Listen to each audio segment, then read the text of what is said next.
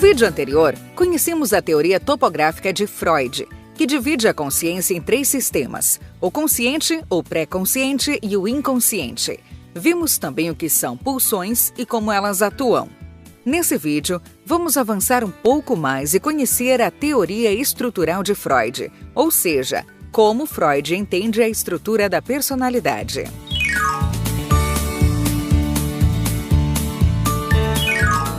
Freud percebeu que seus pacientes apresentavam inúmeros conflitos internos e muitas vezes lidavam com tais conflitos realizando certos acordos psíquicos para tentar aliviar a ansiedade gerada pelos conflitos e manter algum nível de conforto mental. De acordo com Freud, a nossa psique ou nossa mente tem como principal meta preservar ou recuperar um certo nível de equilíbrio interno que lhe permita minimizar o desprazer e maximizar o prazer. Essa tarefa é levada a cabo pelo relacionamento dinâmico entre os 3 componentes básicos da psique: o id, o ego e o superego. Vamos conhecê-los melhor.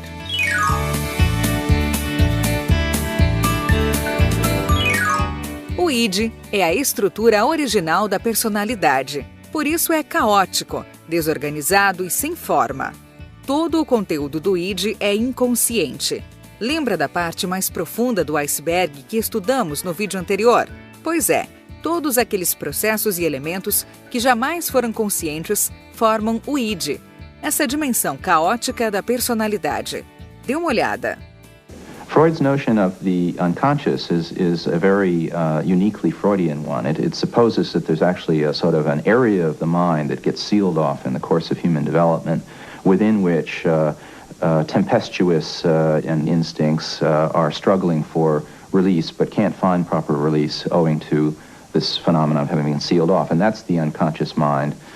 It's a very animal-like unconscious. It has all of these wild and tempestuous instincts inside of it.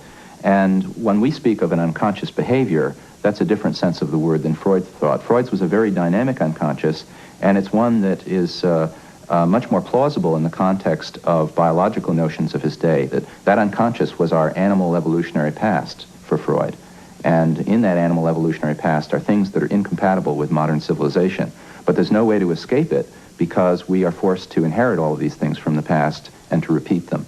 So Freud's unconscious is alive, powerful, sealed off, and dangerous. And it's part of a 19th century thinking about the organism and evolution. Devido a essa natureza caótica, no id convivem, por exemplo, desejos contraditórios lado a lado, sem que um anule o outro, pois a lógica não se aplica ao id. Mas o id também é a fonte de toda a energia das pulsões. As pulsões de vida e de morte, que estudamos no vídeo anterior, alimentam-se da energia gerada pelo id. Em verdade, tanto as energias quanto as próprias pulsões fazem parte do id. Ele busca a liberação constante de toda a energia, toda a atenção e toda a excitação. Pode-se dizer que o id é como uma criança mimada que desconsidera os limites da realidade, procurando a autossatisfação de forma irracional e egoísta a todo momento, sem inibições e não tolerando frustrações. Lógica, valores ou ética não significam nada para o id.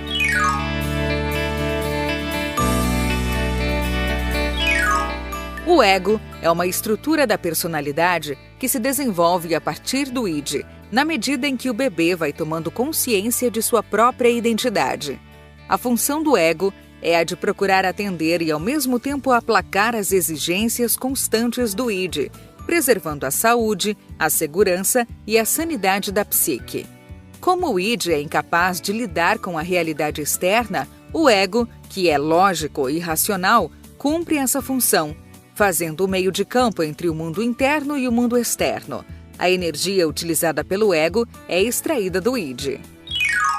O ego, segundo Freud, se esforça pelo prazer e tenta evitar o desprazer, mas ele faz isso considerando as limitações e as oportunidades que são postos pela realidade externa, controlando as exigências do id e avaliando como, quando e se elas devem ser satisfeitas. Em poucas palavras, o id funciona segundo o princípio do prazer.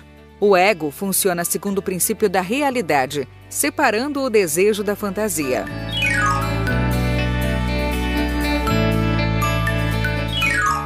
O superego é uma estrutura que surge a partir do ego e tem a função de atuar como um juiz das ações e pensamentos do ego. É no superego que residem os códigos de conduta aprendidos no convívio social, as inibições e os ideais. O superego age no sentido de proibir ou limitar certos pensamentos e atitudes. A capacidade de autoobservação é uma característica do superego, uma vez que ele age independente das pressões do id por satisfação e das pressões do ego, que, a seu modo, também está envolvido na busca pelo prazer. O superego de uma criança, segundo Freud, se desenvolve de acordo com o modelo do superego de seus pais ou das pessoas que a criaram. Ou seja, todo o conteúdo que ele abriga é derivado dos julgamentos, valores e tradições defendidos durante a criação, e que, dessa forma, são passados de geração a geração. O superego contém os ideais nobres pelos quais lutamos. Ele gera sentimentos de orgulho e de amor próprio por conta de nossos bons comportamentos, mas também gera sentimentos de culpa e inferioridade pelo comportamento desaprovado. Às vezes, o superego pode atuar de maneira bem primitiva, severa e inflexível, com base em julgamentos preto no branco ou tudo ou nada, em busca da perfeição. E a pessoa pode se sentir culpada até mesmo por certos pensamentos, mesmo que eles não tenham provocado nenhuma ação.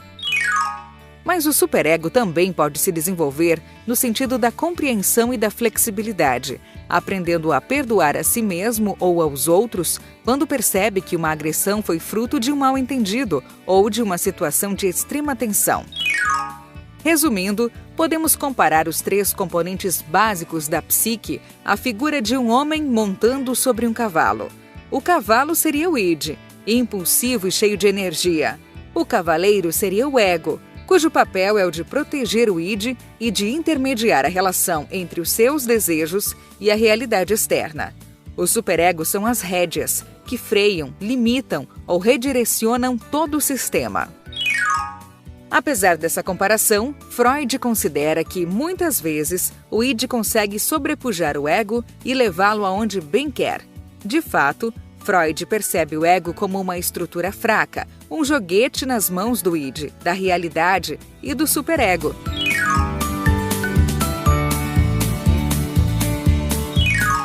Como vimos, do id surge o ego para lidar de forma realista com as exigências do id, considerando a realidade externa. O superego, por sua vez, emerge do ego como um freio moral, um juiz que controla a flexibilidade do ego. E como isso se relaciona com aquele iceberg do vídeo anterior que representa sua consciência e é dividido em 3 partes: consciente, pré-consciente e inconsciente? Bom, aquela parte mais submersa, o inconsciente, abriga os elementos que constituem o id, ou seja, o id é totalmente inconsciente. Já o ego e o superego são formados por processos e elementos que habitam o consciente, o pré-consciente, mas também o inconsciente. Logo, eles são parcialmente inconscientes. Dê uma olhada. O que o Freud percebeu e formulou é de que o homem era movido por várias forças instintivas, pulsionais, o que ele chamou de id, que seria algo da ordem da natureza. O superego, ou supereu, é a consciência moral, é aquela vozinha que nos diz como a gente tem que ser ou não pode ser. E o ego, ou eu, é o produto final disso tudo, é a instância que fica tentando dar conta das pressões do id, das ordens do superego e das exigências da realidade externa. Como é que isso é formado? O bebê, id puro, natureza, em contato com o mundo, ele vai aprendendo por identificações, como um espelho, que vai o mundo dizendo para ele como ele é. É a formação do eu, do ego. Também ele vai aprendendo como ele deve ser, através da educação. E como é que ele aceita aquilo? Porque ele precisa da mãe e do pai, ele quer o amor da mãe e do pai. Em um momento seguinte, isso é introjetado, é internalizado. Nesse momento, a criança e depois o adulto não pensa mais, eu preciso fazer isso pela mamãe. Ele pensa, eu para me amar preciso fazer isso. O supereu tem um lado ideal, o Freud chama de ideal do eu, que são as nossas expectativas de performance. Eu vou ser uma grande pianista, em geral a partir do que os pais queriam, né? E as ordens morais, o superego propriamente dito. Vocês imaginem pessoas com exigências muito severas, com um superego muito tirânico. Que conflito, que exaustão, tanto do ponto de vista dos ideais, tenho que ser a melhor aluna, tanto do ponto de vista das repressões sociais. Por isso, o propósito da psicanálise, segundo Freud, é justamente o de fortalecer o ego, para que ele se torne mais independente do autoritarismo do superego, se torne mais senhor de si, com uma capacidade de percepção mais apurada e ampliada, lidando melhor com as exigências que recaem sobre ele. No próximo episódio, vamos conhecer como o relacionamento entre o id, o ego e o superego podem gerar ansiedade e os mecanismos de defesa que o ego cria para se proteger dela. Eu espero você!